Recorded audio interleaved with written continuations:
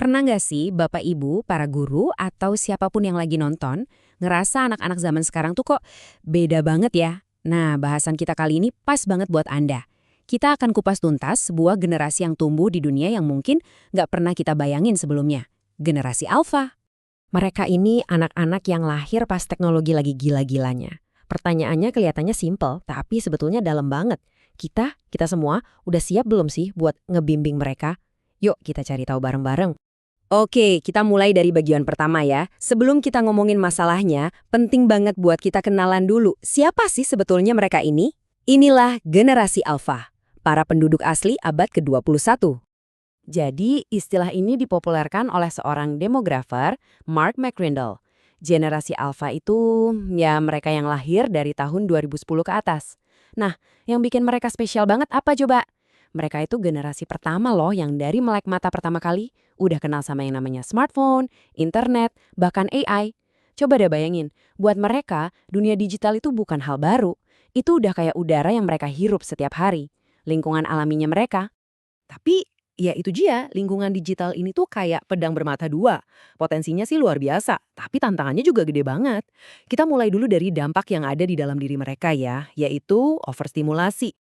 Dunia digital yang mereka kenal itu satu kata, cepat. Semua informasi datang dalam sekejap. Semuanya serba instan, nggak ada lagi tuh kamus menunggu. Dan super visual, penuh gambar, video yang gerak terus. Nah, tiga kata ini, cepat, instan, visual, ini kuncinya. Nah, sekarang kita lihat dampaknya. Tiga kata tadi, cepat, instan, visual, itu ternyata ngaruh banget ke perkembangan otak mereka. Stimulasi yang nggak ada hentinya ini, ibaratnya ngelatih otak mereka buat selalu minta kepuasan instan. Hasilnya apa? Yaitu kemampuan buat fokus jadi turun. Disuruh baca teks yang agak panjang dikit, wah udah perjuangan banget. Jadi nggak sabaran sama proses, dan mentalnya buat ngadepin tantangan juga jadi lebih lemah.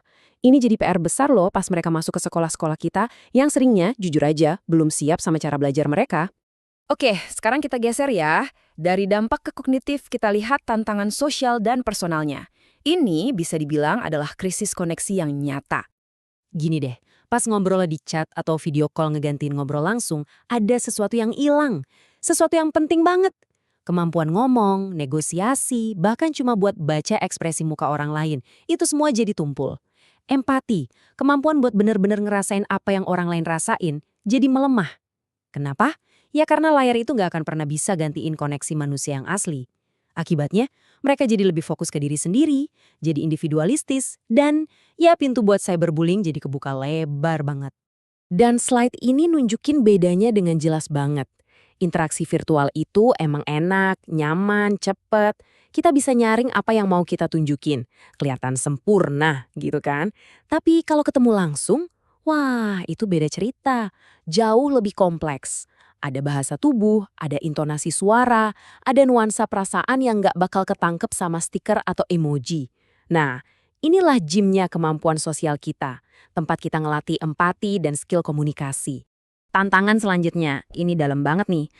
Soal identitas diri. Coba bayangin. Tumbuh besar dengan setiap hari ngeliatin versi terbaik hidup orang lain di media sosial.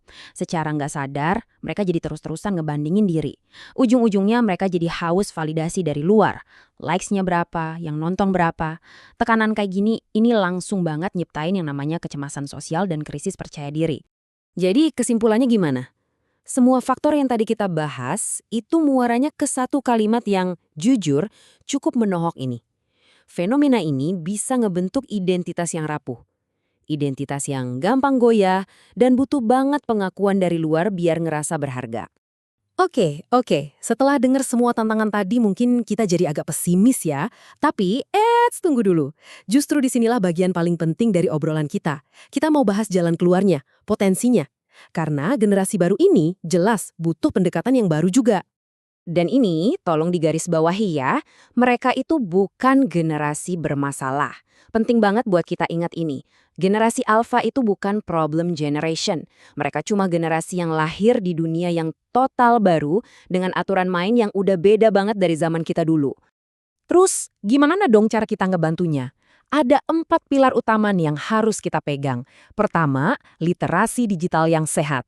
Bukan larang ya, tapi justru ngajarin mereka jadi warga dunia digital yang pinter, kritis, dan aman. Kedua, kuatin pendidikan karakter. Di dunia yang serba nggak pasti ini, nilai-nilai moral dan etika itu ibarat jangkar buat mereka. Ketiga, dan ini mungkin yang paling krusial, keseimbangan. Ajarin mereka buat cinta sama dunia nyata, main di luar, ngobrol tatap muka, sama serunya kayak mereka main game atau nonton video. Dan yang terakhir, keempat, keteladanan. Gak ada gunanya kita nyuruh anak berhenti main gadget kalau kita sendiri sebagai orang tua dan guru matanya nempel ke layar terus. Jadi, ingat ya, semua problematika ini tuh konsekuensi dari teknologi yang lari kencang banget. Ini bukan salahnya mereka, bukan salahnya generasi ini. Dan kita tutup dengan satu kutipan yang penuh harapan. Di balik semua tantangan tadi, ada potensi yang luar biasa besarnya.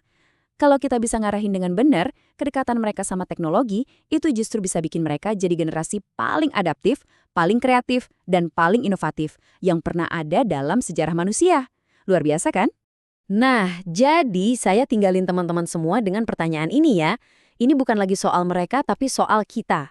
Peran apa yang bakal kita ambil buat mastiin potensi emas dari generasi alfa ini benar-benar jadi kenyataan? Makasih banyak udah menyimak.